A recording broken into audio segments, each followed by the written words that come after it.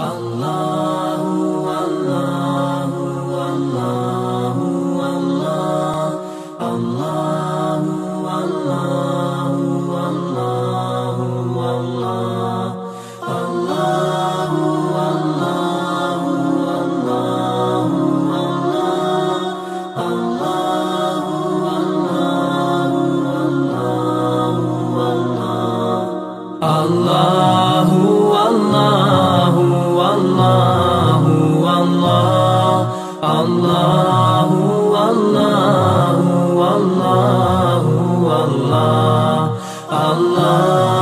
Allahu Allahu Allahu Allahu Allahu As I look to nature's beauty, dazzled am I, knowing كلام قديم لا يمل سماؤه تنزه عن قولي وفعلي ونية به أستفي من كل داء ونوره دليل لقلبي عند جلي فيا ربي متني بسر حروفي ونور به سمعي وقلبي وهب لي به فتحا وعلما وحكمة وأنس به يا ربي في القبر وشاتي وصل وسلم كل يوم وليلة على من به الرحمن يقبل توبتي وآلي وأصحابي كرام أئمة بهم يغفر الغفار ذنبي أعوذ بالله من الشيطان الرجيم بسم الله الرحمن الرحيم سبحان الذي أسرى بعبده ليلا من المسجد الحرام إلى المسجد الأقصى الذي باركنا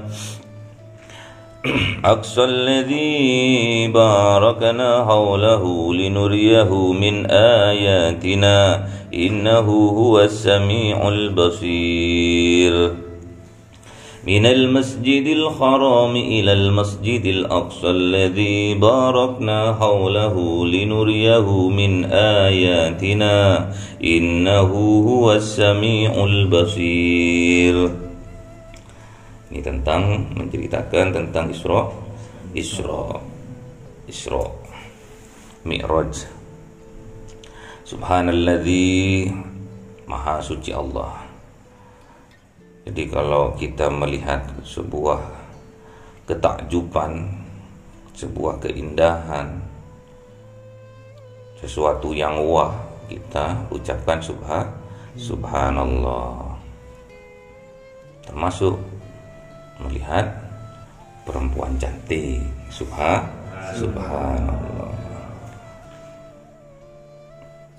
Kalau enggak cantik, inna lillahi. Astagfirullah. Subhanalladzi, maha suci Allah, asro, yang telah menjalankan bi abdihi,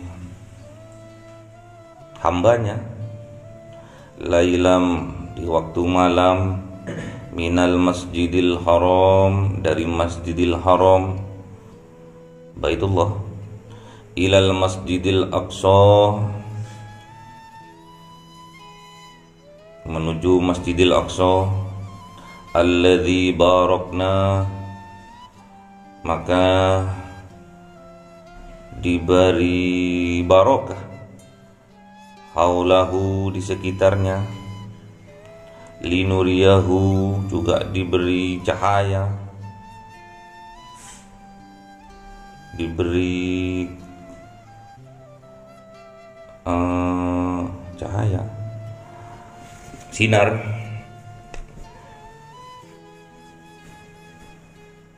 sebagai tanda, min ayatina, dari tanda-tanda kekuasaannya Allah. Innahu huwas sami'ul basir, sesungguhnya Allah huwas sami'ul basir, Dia yang maha mendengar dan maha melihat. Wa ataina Musal kitabah wa ja'alnahu hudan li bani Israila alla tattahidu min duni wakila.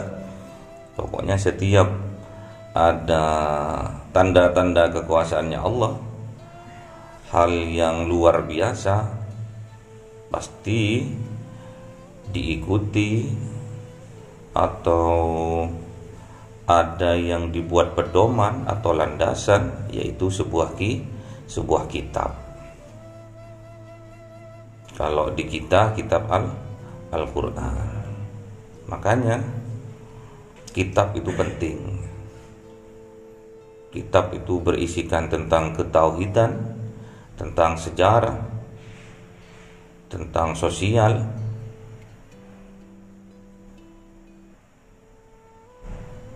dibuat pedoman untuk kebahagiaan hidup di dunia sampai di akhirat. Dzurriyyatan man hamalna ma'anu innahu kana 'abdan syakura. Di keturunan-keturunan yang masih hidup, yang sama Allah diselamatkan waktu terjadinya banjir bandang pada zamannya Nabi Nuh,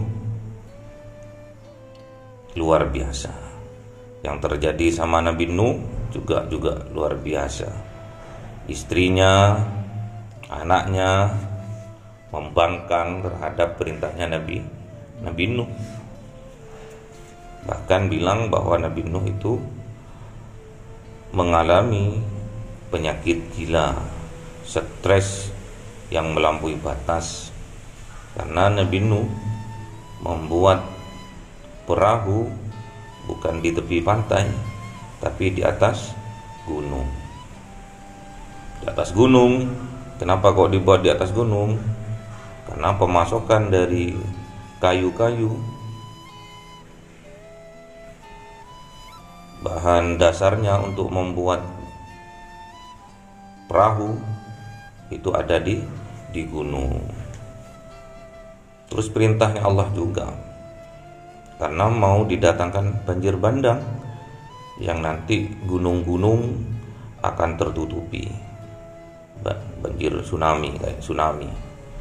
Innahu kana 'abdan syakura, sesungguhnya Nabi Nuh, kana, ada Nabi Nuh, 'abdan syakura, termasuk kaulo, termasuk abdi,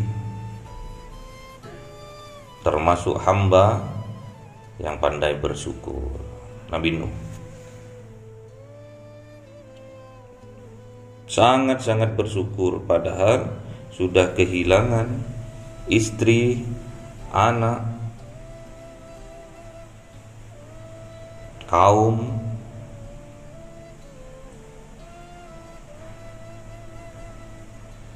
tapi Nabi Nuh tetap dalam hatinya bersyukur kepada Allah karena masih diberi iman, masih diberi keyakinan, masih diberi Islam. Walaupun istrinya Nabi Nuh dan anaknya tidak termasuk dari golongannya. Istrinya dari seorang nabi, pembangkang. Anaknya dari seorang nabi, juga pembangkang. Apalagi cuma anaknya dari orang biasa-biasa saja. Kalau tidak ada petunjuk dari Allah, tidak akan bisa.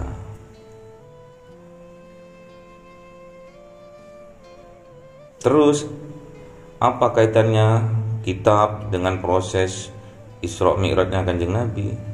Kitab ini juga menceritakan tentang sejarah dari para nabi-nabi sebelumnya.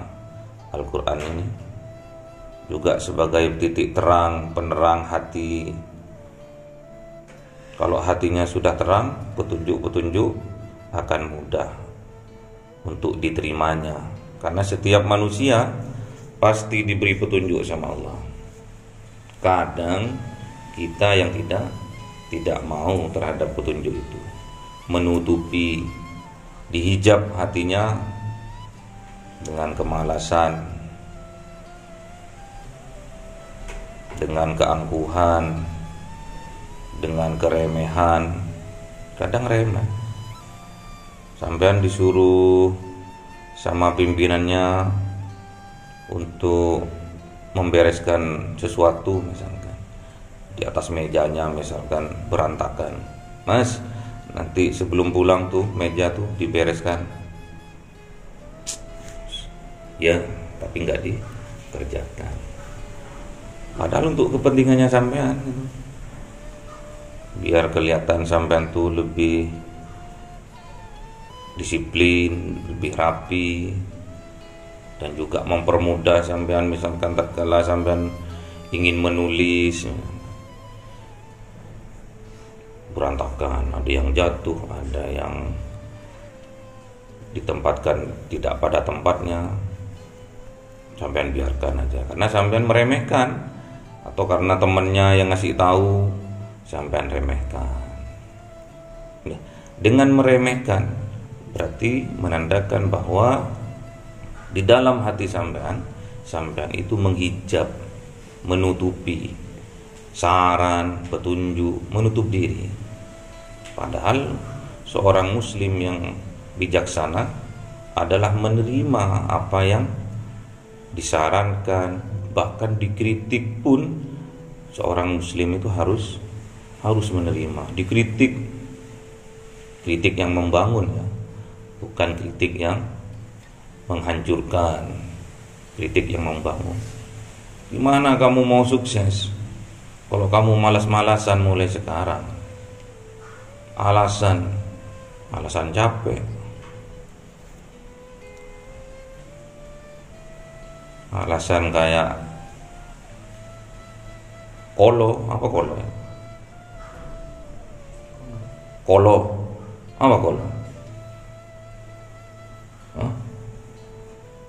hijau kolor ini ya. Kolo itu apa? Kelelawar itu apa? Apa saja kelelawar yang besar itu? Itu kan kalau kerja malam hari. Kalau siang kolo. Kalau siang dia tidur. Kayak kupu-kupu malam. Kupu-kupu malam. Masa ada kupu-kupu cari bunga, cari bunga masa malam hari? Enggak itu. Cuma itu kiasan bagi seorang perempuan yang sering keluar di malam hari. Gak ada alasan untuk beribadah. Untuk kita malas dalam beribadah itu gak ada alasan. Karena itu bukti syukur kita kepada Allah. Seandainya sampean gak ada nafas, sudah cukup, sampean gak akan beribadah lagi sudah. Makanya kalau di sholat jenazah itu dikatakan sholat fardu kifayah. Kafa cukup. Fardunya sampean cukup sudah sampai di situ. Enggak akan sampean dibebani untuk sholat tahajud lagi. Gimana mau sholat tahajud? Enggak akan sampean dibebani puasa lagi. Sholat fardu, sholat maktubah yang 5 waktu, zakat, haji, enggak akan sampean dibebani sudah. Ingqata amaluhu, putus sudah amalnya sampean. Berarti sampean itu melaksanakan ibadah, ngaji, sholat berjamaah, itu bukti syukur kita kepada Allah. Karena sampai detik ini, saat ini, kita masih dihidupi sama Allah, masih diberi nafas, masih ada ruh di dalam jiwa kita, di dalam jasad kita, sehingga kita masih hidup. Itu aja. Makanya Kanjeng Nabi Nuh, walaupun dia kehilangan istrinya, walaupun dia kehilangan anaknya, masih aja dia tetap bersyukur kepada Allah. Karena apa? Masih ada iman dan Islam di dalam dadanya. Gak bisa ditukar. Gak bisa ditukar. Iman Islam tuh gak bisa ditukar. Bahkan dengan istri dan anak sekalipun. Tapi semoga anak keturunan kita termasuk anak yang soleha, yang pandai bersyukur. Apa yang kita petik dari proses Isra Mi'raj ini? Mulai dari kecil kita sering memperingati hari Isra Mi'raj. Apa sih kok diperingati terus? Apa sih intinya? Yang dibaca ya ayatnya ya ini aja. Sebelum proses Isra Mi'raj itu terjadi, pamannya Kanjeng Nabi yang ikut berjuang sama Kanjeng Nabi, Abu Thalib, meninggal karena sudah sepuh, meninggal dengan tidak membawa Islam, tidak mau bersahadat, syahadat Rasul enggak mau. Kalau asyhadu an la ilaha illallah mau. Kalau asyhadu anna Muhammadar Rasulullah enggak mau. Karena kue ponaanku. Enggak mau dia kalau suruh Muhammadur Rasulullah. Siapa nama Abu Thalib sebenarnya? Cari di Google, di kitab-kitab, cari. Abu adalah bapak, Thalib mencari. Apa yang Abu Thalib cari? Muhammad yang sesungguhnya, Muhammad yang Kanjeng Nabi Muhammad juga berselawat pada Muhammad itu. Kanjeng Nabi Muhammad juga bersyahadat pada Muhammad itu. Siapa sih hakikatnya Muhammad? Dicari sama Abu Thalib.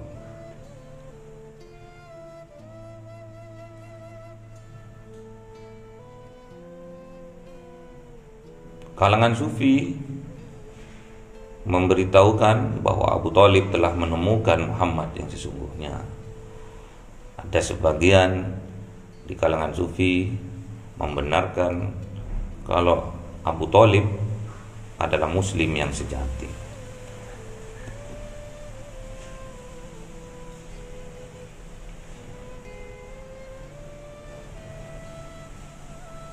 Satu itu meninggalnya pamannya Abu Thalib, lambang kekuasaan.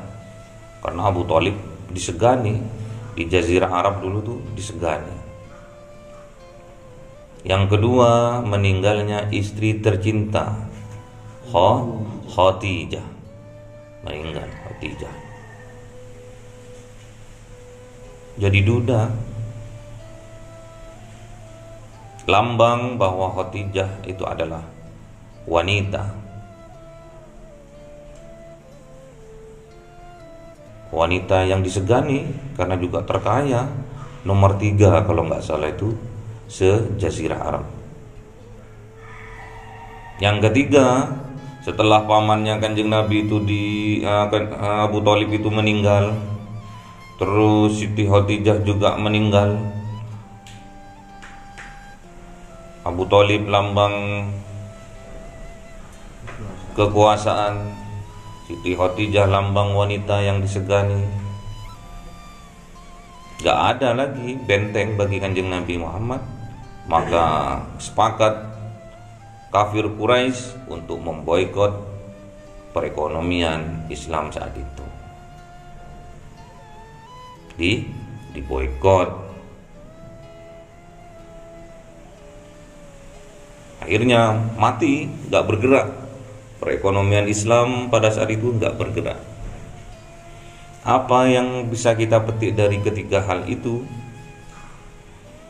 Kalau mau di Isra Mi'rajkan kita oleh Allah, syaratnya 3.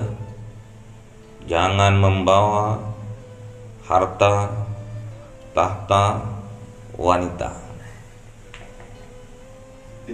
Apa sih Isra Mi'raj? As-salatu mi'rajul mu'minin. Salatnya kita yang Kanjeng Nabi ajarkan, inti dari Isra Mi'raj itu adalah salat. Adalah mi'rajnya mukminin. Jadi kalau kita salat, kita mi'raj. Kalau kita salat, apalagi salat berjamaah, itu melambangkan mi'rajnya orang mukmin. Karena inti dari Isra Mi'raj adalah pertemuan seorang abdi dengan sang Khalik. Pertemuannya seorang hamba dengan Tuhannya. Intinya Isra Mi'raj itu. Enggak ada lain, itu intinya sudah. Yang penting kita bisa bertemu dengan Tuhan. Itu udah subhanallah. Kejadian yang luar biasa.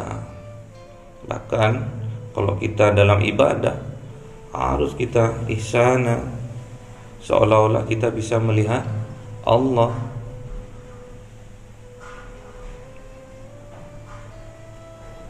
Wa'bud rabbaka hatta ya'tiyakal yakin. Kita harus bisa menyembah, mengabdi kepada Allah, kepada Rabb kita sampai dengan seyakin-yakinnya. Bahkan ada yang menafsirkan sampai dengan nyata. Kita melihat Allah itu dengan nyata.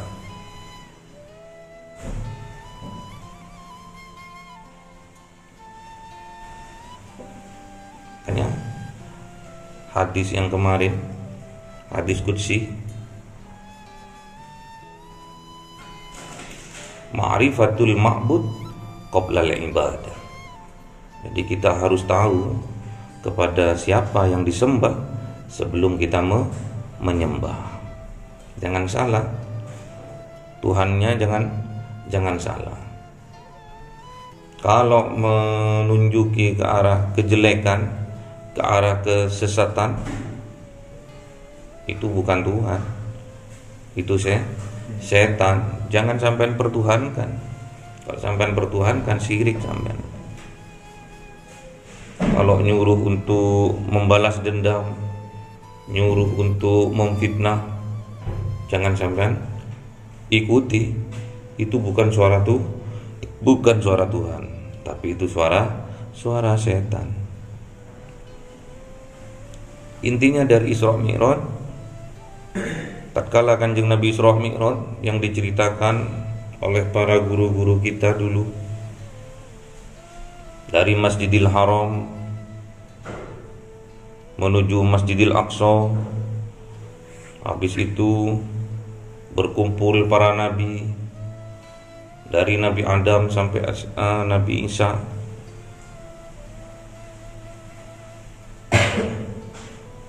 Dipimpin sholat oleh Kanjeng Nabi. Habis itu Kanjeng Nabi Mi'raj menuju Sidratul Muntaha, melewati langit 1, 2, 3, 4, 5, 6, 7. Di situ tunggangannya yang namanya Buraq tidak sanggup di langit ke-7 bersama Jibril nunggu di langit ke-7. Kanjeng Nabi Muhammad munggah ke Sidratul Muntaha sendirian.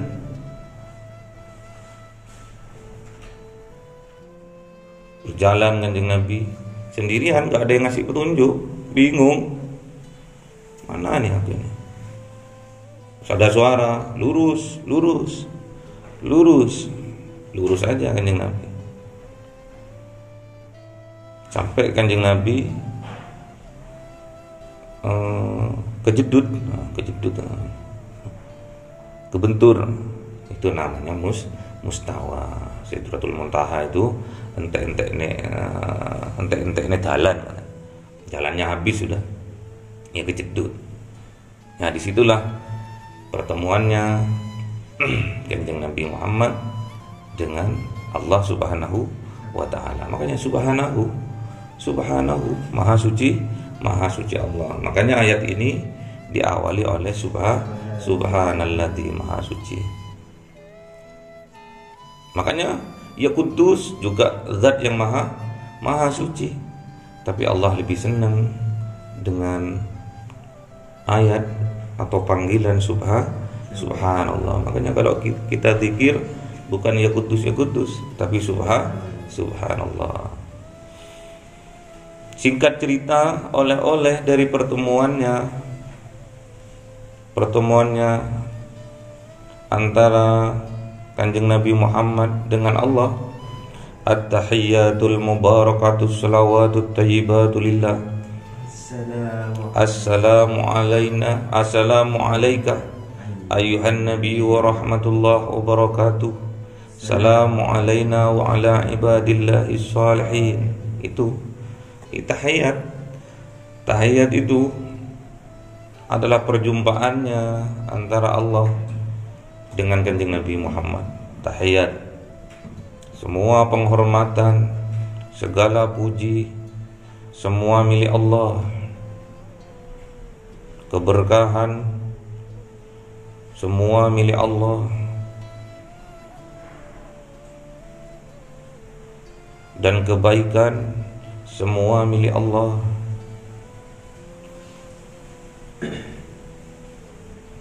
Dibalas sama Allah.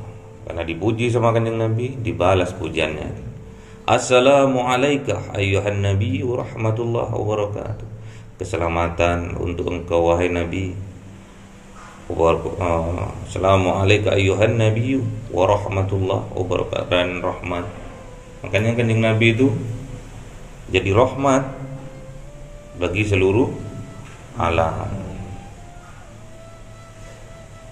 Wa ma arsalnaka illa rahmatan lil alamin. Jadi rahmat. Loh, untuk aku ya Allah. Iya, keselamatan dan rahmat untuk engkau. Boleh enggak kalau aku berikan juga kepada umatku? Oh, boleh, terserah kamu, itu udah milikmu. Itu berupa syafaat namanya. Assalamu alayna wa ala ibadillahi sholihin. Keselamatan kepada ibadillah, hambanya Allah yang soleh solehat. Makanya setiap kita sholat, tetap kita itu mendoakan hamba Allah yang soleh dan solehah. Assalamu alayna wa ala ibadillahi sholihin. Terus habis itu Kanjeng Nabi Muhammad bersyahadat langsung kepada Allah. Asyhadu an la ilaha illallah. Bersyahadat Aku bersaksi bahwa tidak ada Tuhan melainkan Allah. Dijawab sama Allah, wa asyhadu anna Muhammadar Rasulullah, dan aku juga menandatangani, mengesahkan bahwa Muhammad adalah utusan Allah. Di situ inti dari perjalanan Isra Mi'rajnya Kanjeng Nabi, intinya di situ, di syahadat. Kalau sudah syahadatnya sah, sholatnya sah. Kalau sudah syahadatnya sah, puasanya sah. Karena puasanya juga lillahi ta'ala, sholatnya juga lillahi ta'ala, zakatnya lillahi ta'ala, hajinya lillahi ta'ala semua. Kalau sudah syahadatnya sah, keempat rukun iman setelah syahadat, rukun Islam setelah syahadat itu sah. Jadi rukun Islam yang 5 sah semua. Terus oleh-oleh yang dibawa oleh Kanjeng Nabi Muhammad dalam proses Isra Mi'raj itu adalah sholat yang 5 waktu. Sudah saya jelaskan dulu, sholat yang 5 waktu itu adalah bukti syukur kita kepada Allah, karena telah menyempurnakan kejadian kita. Duhur, syukur kita karena kita diberikan Allah tangan dan kaki kita. Makanya duhur ada 4 rakaat, tangan 2, kaki 2. Syukuri itu. Kenapa kok ditaruh di siang hari? Karena kebanyakan manusia kalau mencari nafkah itu di siang hari, kecuali kupu-kupu malam. Juga ada kucing garong juga malam hari juga nyarinya itu, nyari kupu-kupunya. Duhur 4 rakaat, kita mensyukuri bahwa kita mempunyai tangan 2 dan kaki 2. Asar 4 rakaat, kita mempunyai dada 2, tulang punggung 1 dan perut 1. 4 rakaat itu urgen semua itu. Yang ada di dalam dada kanan, dada kiri, punggung, kalau nggak ada punggung nggak akan tegak sampean. Perut ada usus, ada empedu, disyukuri. Maghrib sampean mensyukuri dikasih hidung 2, lubangnya ada 2, dikasih mulut 1, berarti ada 3 rakaat di situ. Syukuri sampean punya hidung, syukuri sampean punya mulut. Ini intinya dari sholat, mensyukuri atas kesempurnaan penciptaan kita. Isya kita dikasih mata 2, dikasih kuping 2, ada 4 rakaat. Syukuri itu. Sampean dikasih pandangan yang luar biasa, bisa melihat keindahan alam, bisa melihat gedung-gedung yang tinggi, bisa melihat pemandangan dari atas gunung. Subhanallah, bisa melihat bidadari dunia. Subhanallah, tapi gak boleh lama-lama. Terus subuh diberi Allah kita perlengkapan berupa dubur dan kubul. Bisa pipis sampean di pagi hari, bisa pup sampean di pagi hari, itu luar biasa. Itu kejadian subhanallah, penciptaan subhanallah, penciptaan Allah yang luar biasa. Bayangkan sampean gak bisa pipis, kena prostat, dioperasi sampean, dikasih selang dari perut.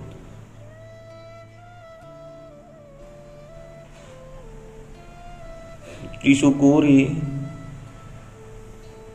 Sampean pagi-pagi dulnya itu udah bangun, kalah sampean bangun. Duluan dulnya itu, dal jadi alif.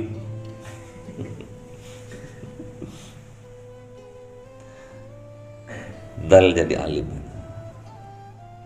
Terus bayangkan sampean nggak bisa pup di pagi hari, nggak bisa pup sampean, dioperasi sampean, kasih selang juga. Syukuri penyakit ampas yang tidak berguna, racun-racun dikeluarkan oleh Allah lewat kejadian dua hal itu. Dan perlu sampean ingat juga, sampean juga perantara dul itu, sampean juga dijadikan. Gara-gara dul itu dijadikan, diingat. Subhanallah. Harus kalau kita dalam menyembah Allah tidak boleh ikut harta, nggak boleh ikut. Sampai nanti sholat hartanya ikut. Oh iya ya, duit sing hilang bang, oh dikikik nang dapur. Nggak boleh ingat ya. Yang sampai lihat uang. Kehilangan kontak, Allahu Akbar. Oh, kontaknya ada di sana. Kelihatan. Tapi bukan lihatnya bukan pakai mata, tapi pakai insting. Jadi sholat seperti itu. Jadi Allah itu bukan terlihat oleh mata kita, tapi dengan keyakinan kita. Makanya asyhadu itu dimaknai bukan menyaksikan, tapi meyakini. Yakin sampean dah bener Tuhannya sampean tuh Allah Subhanahu wa taala, yakin. Terus juga tidak boleh membawa jabatan kekuasaan. Ada juga seorang kiai mau ceramah, tapi dia sholat dulu, sholat asar berjamaah. Dalam sholatnya, bentar, dalil apa ya yang akan aku sampaikan? Ceramah duluan dia di dalam sholatnya, nggak boleh. Kalau sholat ya sholat, bukti syukur kita. Terus juga nggak boleh bawa istri dalam sholat, sampai bawa istrinya besok nggak boleh. Allahu Akbar. Karena jauh dari istrinya, terbayang istrinya, wajah istrinya. Rindu deh aku deh. Wah, serepot. Diduduk ambil malaikat sampean. Hari atau tahun di mana Kanjeng Nabi kehilangan ketiga hal itu, kehilangan pamannya tercinta, kehilangan istrinya tersayang, juga perekonomian diboikot oleh kafir Quraisy, itu terkenal dengan amul husni. Makanya jangan salah sampean kasih nama nanti, karena sampean yakin bahwa husni itu bagus karena ada di dalam Quran Arab, terus dikasihkan anaknya husni bukan husni. Makanya tatkala sampean salah dalam pelafalan, sin dibaca za, itu sudah maknanya beda. Husni kebaikan, husni kesedihan, beda. Jadi amul husni adalah tahun di mana Kanjeng Nabi mengalami kesedihan dari tiga hal itu. Namanya dijuluki atau terkenal dengan amul husni, tahun kesedihan. Husni za, kayak ro ada titiknya. Husni bukan sin. Kalau husni baik, kebaikan. Kalau husni kesedihan. Jadi amul husni adalah tahun kesedihan.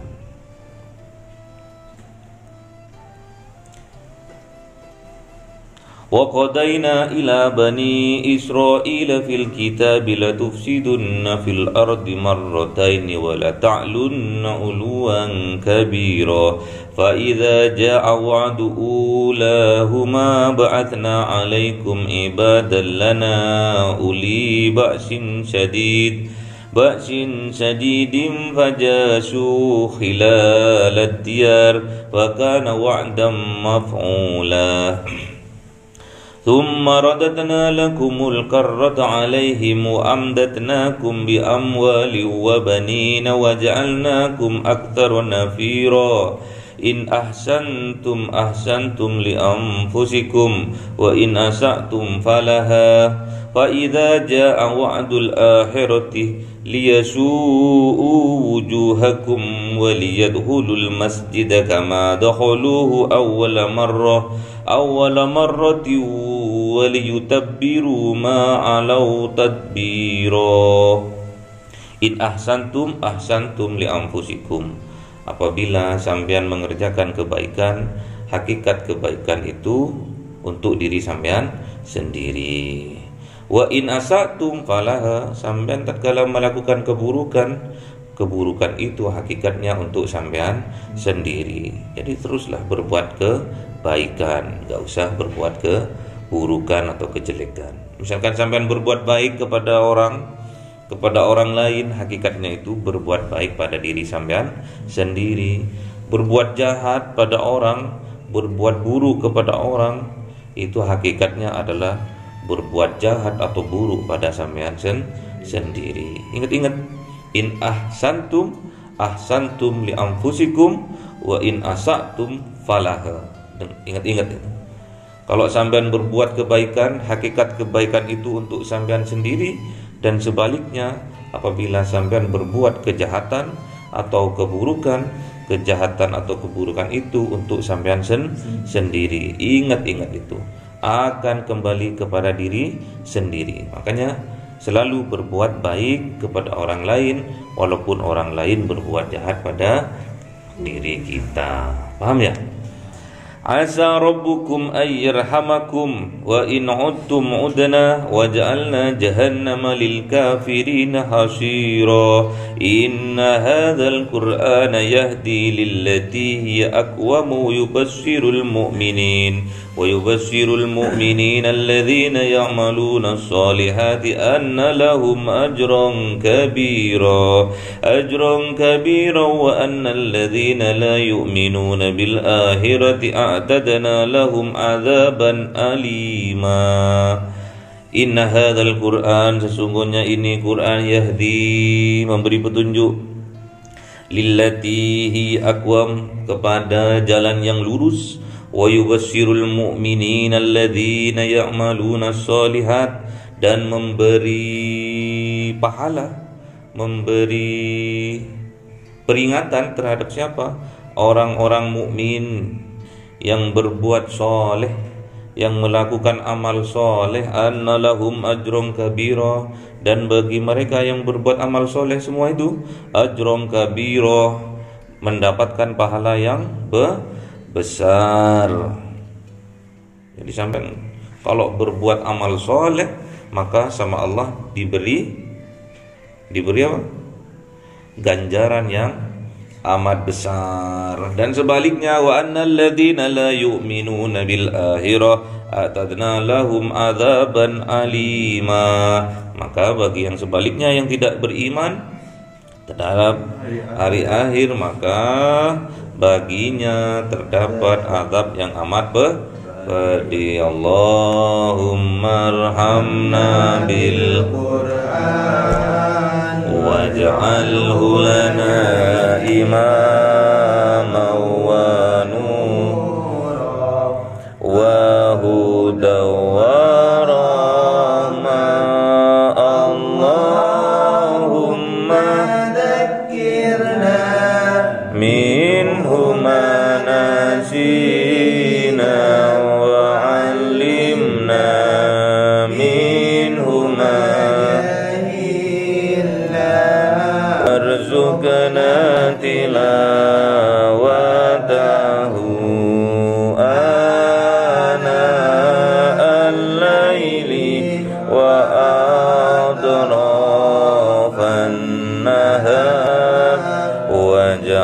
واجعله لنا حجتين يا رب العالمين.